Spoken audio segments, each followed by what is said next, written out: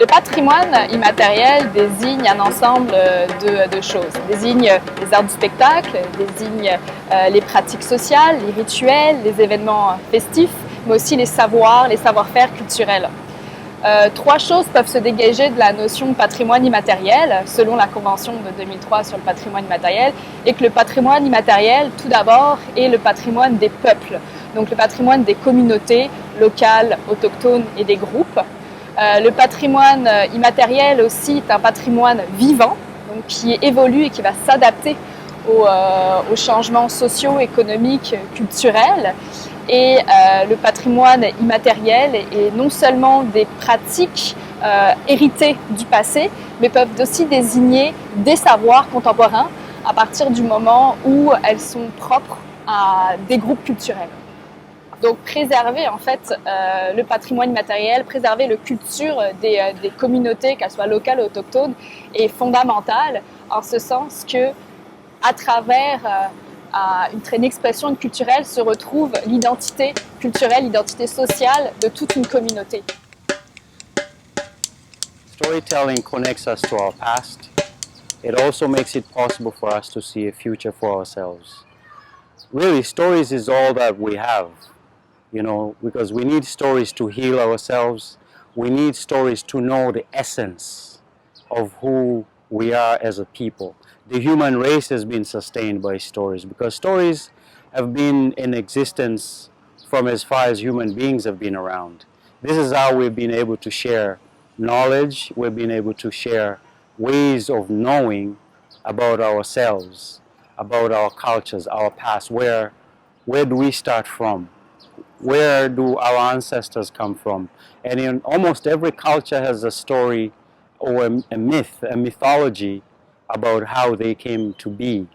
And it's stories that have helped us maintain that knowledge of who we are. La Convention sur le patrimoine immatériel a été adoptée par la Conférence générale de l'UNESCO en 2003 et est rentrée en vigueur 3 ans plus tard, donc en 2006. L'objectif de la Convention sur le patrimoine immatériel est d'assurer la sauvegarde de ce patrimoine-là. Donc, ce qui est important de retenir dans le contenu de la Convention est que l'objectif ultime ici est d'assurer la viabilité du patrimoine et préserver celui-ci de manière vivante et non pas de le voir comme une notion figée et muséifiée. Les communautés sont au centre de ce texte, si bien que sans la vie de celle-ci, un État ne pourra inscrire un élément sur le patrimoine immatériel, sur une des listes du patrimoine immatériel, par exemple. I like to tell the story of amongst the Quiche Mayans in Guatemala. They tell the story of how they came into being. This is part of their mythology. So they talk about the twin gods of Tepeu and Gokumatsi. You know, Gokumatsi and Tepeu were living by themselves and they thought, you know, we want to create a world around us. So they created hills and mountains and valleys. Finally, they saw this grandmother, well, not a human being, you know, she was an otherworldly being. And she was she had a stone and she was grinding something. They didn't know what it was, but when they looked, there were various colors there. And when they looked closely, they still didn't know what it was. So they asked the great-grandmother, what is that? And she said, oh, this is corn, this is maize. Oh, and all the different colors. You know what?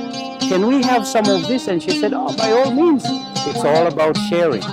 So Tepeu and Gokumatsi took the corn and they made it into various shades that we see the Quiche people today.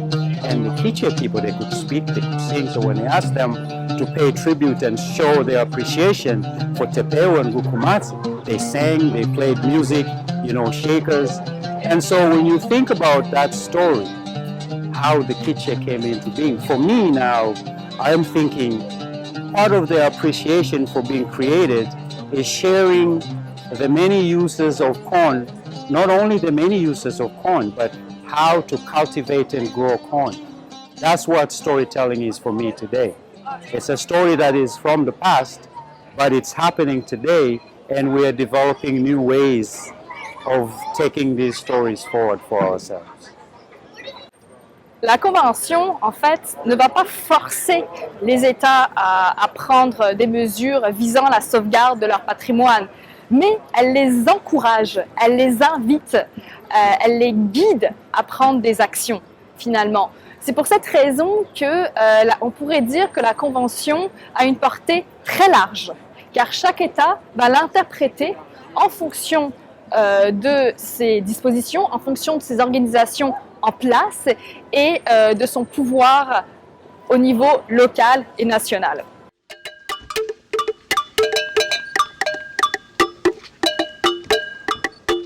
Being a storyteller today means having the flexibility to tell stories about the present, but also to be able to move to the past. Because when I tell stories, my idea is to share with people the fact that there are those that came before us. If it wasn't for them, we would not be here.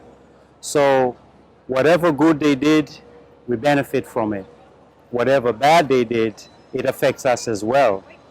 But we are our stories, you know, and so by knowing our stories from the past, for better or for worse, I think it makes us better people because we know what works, what doesn't work, and that way we are able to construct a better future for ourselves.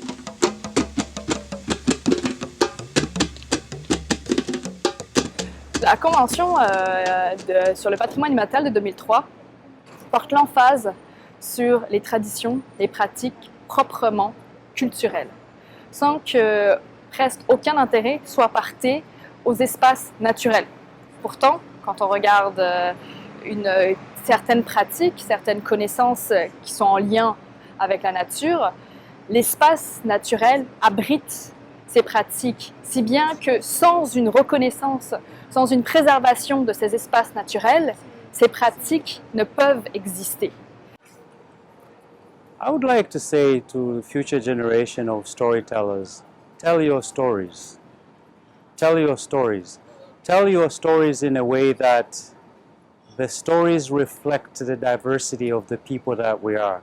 We live in a world that's so diverse today in terms of religion, people's cultures, backgrounds, especially when you live in a place like Canada, where you have people coming from all different countries, and each one of them brings something about themselves, a little something from wherever they came from. If we heard their stories, we'll get to understand who are our neighbors, who are our friends, you know, what is it about the places where they come from that makes them similar to ourselves rather than different. But especially, I think we need to tell our stories so that we change this colonial and neo-colonial narrative that has been in existence for a long time. Because for one, it's a hegemonic story that has been told for so long that puts Europe in the center. And by putting Europe in the center of knowledge and the universe, it relegates and marginalizes the knowledges that come from other cultures. All indigenous cultures are pushed to the background because Europe is the place of knowing. All knowledge comes from Europe.